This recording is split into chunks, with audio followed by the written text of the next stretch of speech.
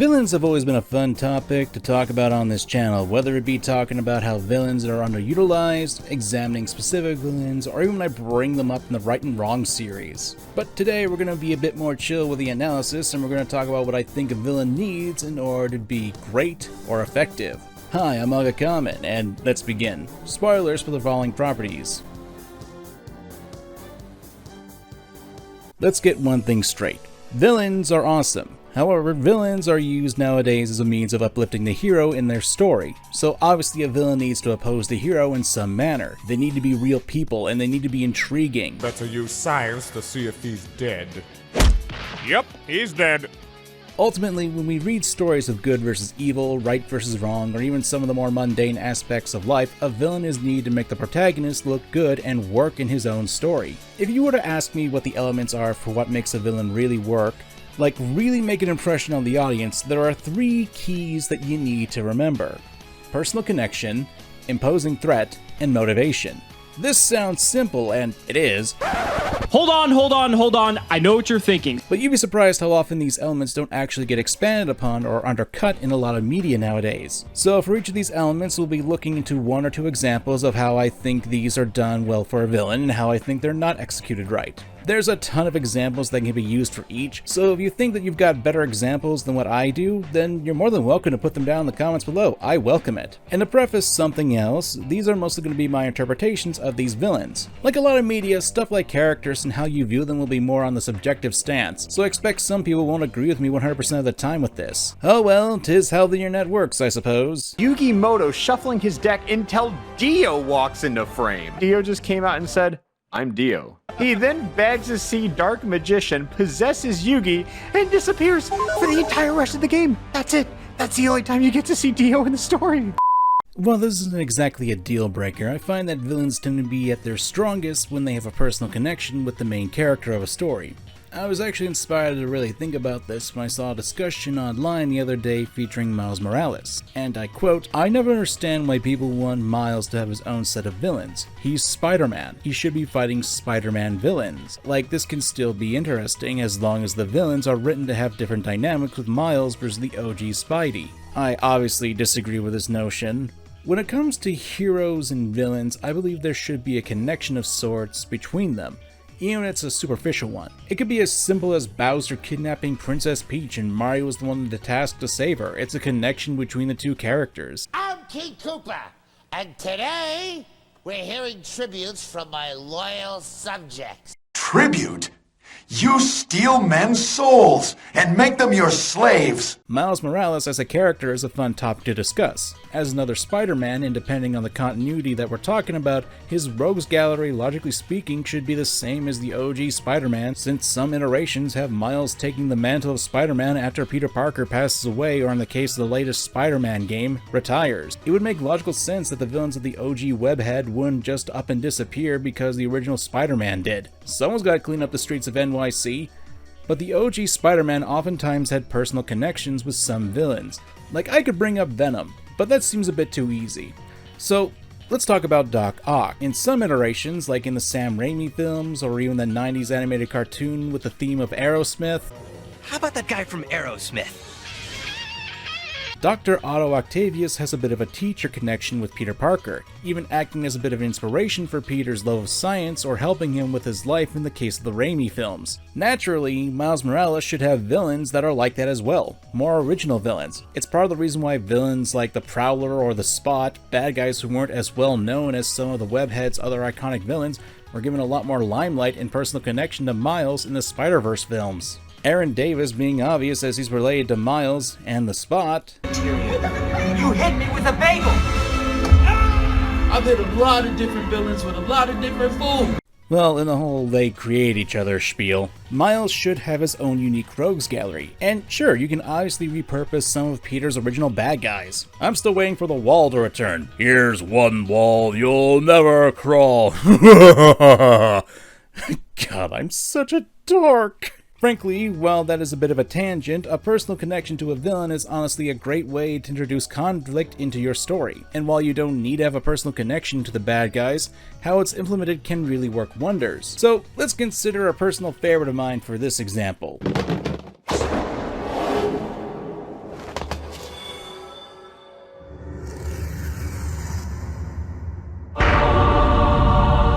Dio.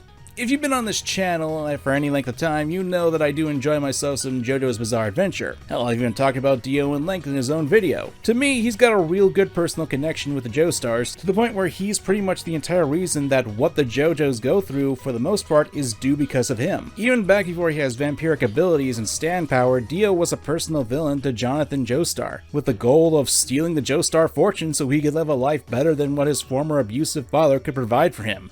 Throw in the fact that Dio murdered Jonathan's father right in front of him so he could acquire vampiric abilities, and you got a strong hero and villain dynamic right there, at least motivation-wise. And in part 3, even though Dio does it subconsciously, he puts Jotaro's mother into life-threatening risks, with her possibly being killed by her own awakened stand. It should be obvious, but it provides a good motivation for the heroes to fight against this golden-haired vampire. In contrast, let's look towards something like Ruby, which incidentally had a similar plot thread. In Volume 8, we get a conclusion that the main character Ruby Rose's mother was killed by the big bad of the series, Salem. Now, I've railed on Ruby for ages, but I've honestly never really talked about this specific plot point in my videos. In theory, it should have the same effect that Dio's actions had, since the personal connection involves taking a loved one away from the hero. However, there is a big difference between that of my Dio example and Salem. With Dio, we're shown both part 1 and part 3 of what his actions have done. Jonathan's father dies early on, and Jotaro's mother is put into risk early as well. For Salem, though, we only really learn this in the 8th volume, and the original motivation was to save the world from her. Oddly enough, that to me does make a big difference in this sort of thing. After all, if the motivation to defeat the bad guy is included later on, it can almost feel tacked on. Let me put it like this with another example. Star Wars. Everyone knows this iconic scene. Obi-Wan never told you what happened to your father. No, I am your father. And if you just got spoiled because of that, well, I guess you've just been under a rock this whole time of the last 30 years. This is a pretty big revelation for Luke Skywalker to learn, that the man who killed his mentor and who's been fighting over the course of 2 films is his own father. And we see a change in Luke in the 3rd film. In the 3rd part of the trilogy, part of him wants to try to talk down his father and appeal to his good side. If you're going to have a revelation like this, and it's going to be a lot more personal, then it has to have a change on the main character. Back to JoJo, Jotaro didn't even know if he could actually trust Joseph's words about Dio in the beginning of part 3. He didn't really care about Dio. But it wouldn't be until Dio's mere existence was causing a threat to his own mother's life that pushed Jotaro to actually take action and join his grandfather to kill Dio. So to have a personal connection between the hero and villain is probably one of the best ways to establish a character dynamic linking the two. I do want to stress that just killing someone the hero cares about isn't the only way to make this connection. It's just one of the more effective ones out there. If the villain isn't scary, if the villain doesn't pose a threat, if the villain doesn't challenge the hero, what's the point of it all? They're the bad guy. And if they're so easy to defeat or do stupid things, what's even the point of them being a villain in the first place? Now I want to make something clear. A villain that makes jokes doesn't automatically mean that they aren't a threat. Hell, they can be downright entertaining if done correctly, like for example, Hades from Kid Icarus. Hello again, Kid Hades.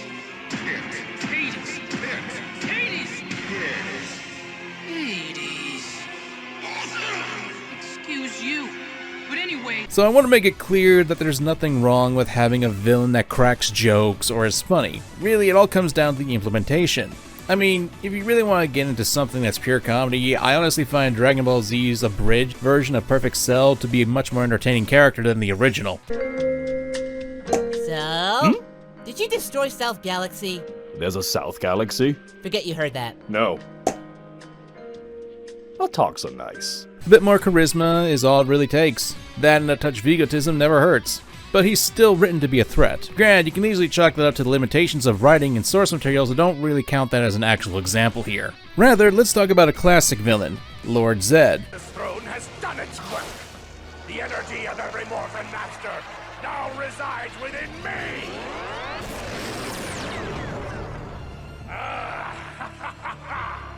Now let's see what this power can.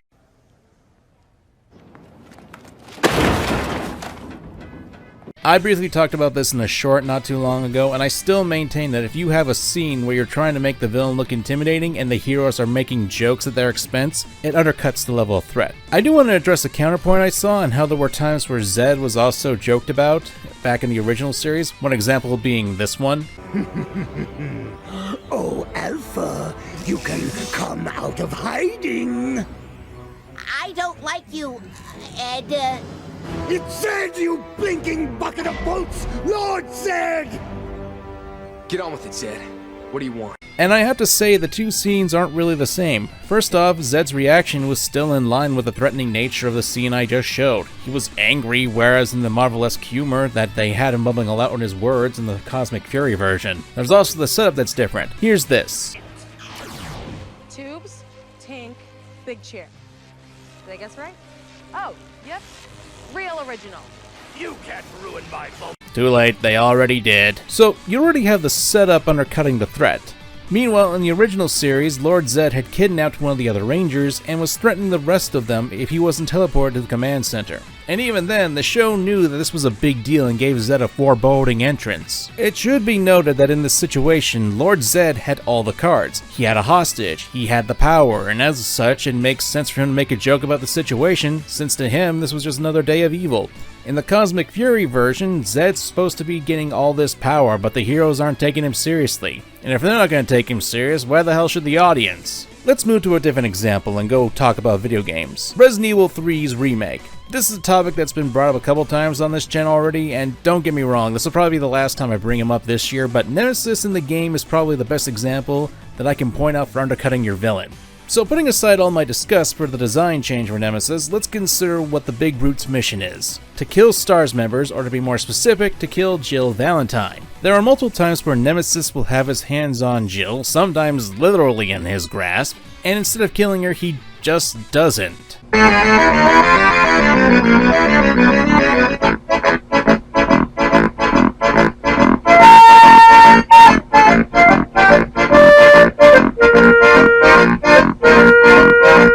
And all those times, Nemesis had the ability to kill Jill, but because of the plot armor, he doesn't. I totally understand you need to make sure that you have a character to play in the game. However, when you make your main monster and villain as incompetent as this, even when the hero has her back to him, and he just showed that he could have killed her, and doesn't, it's just stupid how this supposedly perfect killing machine is capable of killing everyone but Jill, even when he has the ability to do so.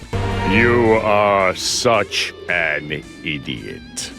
So let's change gears for an actual positive example. One Piece. If there's one thing that One Piece does well, it's establish how much of a threat its antagonists and villains are. Whether it be the fact that Crocodile is capable of drying out Luffy with a single touch, and Luffy actually had to use his brain to beat him, Doflamingo's introduction showcasing his powers in a mysterious way, or even Big Mom and Kaido, the former with a more goofier design, and yet gets treated like a proper threat. And Kaido's introduction showed how indestructible he was by trying to kill himself by jumping off a sky island.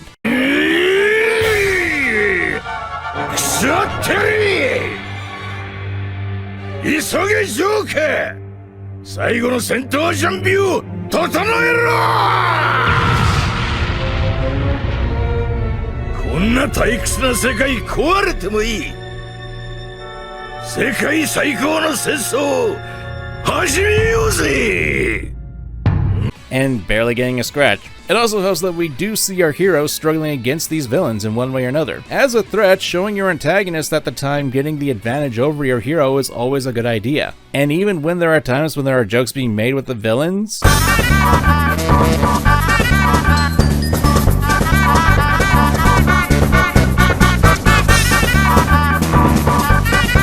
they don't downplay the villain's threat levels, and in turn, the fact that they react in more understandable ways, being annoyed, angered, and such, makes for an actual believable reaction. Also, throw in the fact that most of the villains have at one time or another shown themselves to be major threats. Take Enel for example. We're given plenty of examples and times where we can see his power, even to the point where he has the ability to destroy entire islands with his Devil Fruit ability. And the fact that his powers of electricity on their own have no effect on Luffy, a guy who's made out of rubber, just makes it all the more satisfying that such a mundane aspect of life puts that iconic face on Enel all the more memorable. But even then, he still can fight. He's not completely useless. So I think it should be clear that villains need to establish themselves as threats, and they should not be undercut. What makes a villain do the things they do? The evil do that I do. I want to make it clear that while having a motivation isn't all that necessary, after all, some men just want to watch the world burn is a fun villain archetype, and sometimes you just want to have a villain who wants to be evil for the sake of evil. Now that I, Dio, have Joseph's blood, Jonathan Joestar's body is now fully mine to control.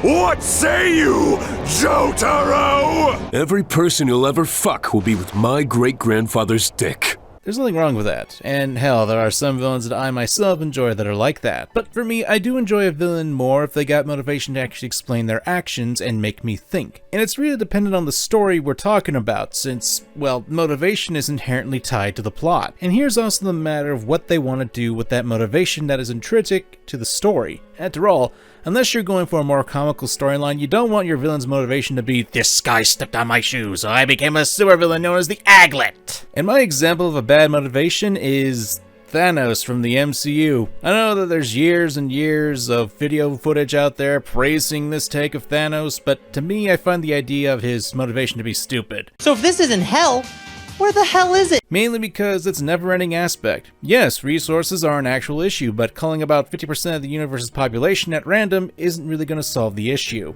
Even if you were to cull half the population, that wouldn't mean that the issues wouldn't crop up again. After all you did was delay the inevitable and leave the survivors with a lot less than they already had. At best, it's a temporary solution, and that's not even getting the fact that some civilizations are more advanced than others, so there's that. And I know some people are going to hand-wave the criticism by saying, he's the Mad Titan, but that just muddles his motivations even more to me when basic mathematics can underline your motivation. Personally, I prefer the comic adaptation where while he was still mad, it didn't attempt to make him look noble. He just wanted to hook up with Lady Death, and killing half the universe was just a means of tribute towards her. Too bad she hooked up with Deadpool, though. Now, I'm sure people will disagree with me on my interpretation, especially since it's Marvel I'm talking about. Remember, please, that I'm talking about motivations and how people can view them. I'm sure people will say that I don't understand the Mad Titan. Par for the course nowadays. Now, let's look at a motivation that sounds pathetic, but can be somewhat relatable. Persona 4 spoilers coming up, so if you want to skip, I'll put a timestamp so you can go, because even though this game is a decade and a half old, people still complain about spoilers. Okay, last chance up. So the culprit of the game is Adachi, a cop who was originally from the big city. However, due to a mistake he made while on the job, he was pushed out into the boonies, a place called Inaba. Adachi is an apathetic person, someone consumed by the mundanity of everyday life, bored with the whole thing. He becomes so jaded by the boring life he has that when he accidentally pushed someone into the TV world that he ended up dead, he decided this was the most entertaining thing in the world for him. And the thing about Adachi is that his motivation is actually pretty relatable. He's a stark reminder of how isolation and feeling like an outcast can warp our perceptions of reality, and Adachi is someone who is constantly tormented by the hate and jealousy provided in life, the hate more so for himself than others. His motivations are simple, but act as a stark warning for the viewer, and isolation can cause these sort of monsters to crop up in the world. Well, for those who skip that section, allow me to provide another example of motivation that's great for villains. Warning, this will also contain spoilers, so if you don't want to see Lost Judgment spoilers, well, I guess you can just go to the next section.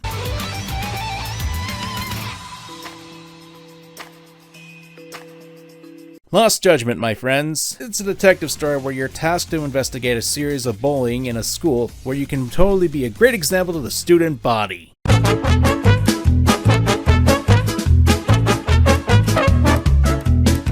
What a model citizen. But the character we're referring to is the main antagonist for the game, Kuwana. Kuwana is a former teacher who lost his student by suicide due to bullying, and because of the justice system, the bullies that caused his student's suicide got off scot-free. So he decided to take up the mantle of vigilante and dishes out justice with his own hands, even offering the parents of the bullying victims a chance to kill the bullies that took their children's lives. Kuwana will even go so far as to blackmail the bullies of the past to do so he can get his own crew. Kuwana convinced himself that he is a protector of the innocent, to do what the law itself cannot, and punish those who are supposedly above the law. Motivation provides the player a few interesting questions. Do you believe the law is absolute? Or is it up to the people to handle matters themselves when it fails? Is it justified if something could benefit and truly improve the lives of millions? Or is it better to let others continue to suffer over the lives of a few? Kuwana is ultimately in the wrong since he is doing evil deeds, masking it under the guise of justice. But it's an interesting motivation for a villain, and one could easily consider that to be the good old classic hero of his own story. A good motivation to me is necessary for a villain to really work, because a reason to do the things you do is necessary, at least if you're looking to make your audience really think. Think, Mark! It should be noted that these are just what I view to make a good villain. There are other factors, and there are plenty of other things that I myself would love to get into more detail about. There are tons of villains done great, there are tons of villains done poorly, and I would love to make a series of videos that dive more into specific villains. I've done it a few times with the JoJo villains, and once with Dr. Robotnik, and even with Nemesis from Resident Evil 3, specifically. But if you'd like to see more specific villain videos, well, show me. Give this video 10k likes, and I'll gladly do that starting in December. I'm thinking maybe Diavolo will be a good start from JoJo's Bizarre Adventure Part 5. And if you're up for that, put in the comments, King Crimson. I don't know, I think it's fun to say that. Until the next time folks, I'm MangaKamen, and thanks for watching. Have a great evening.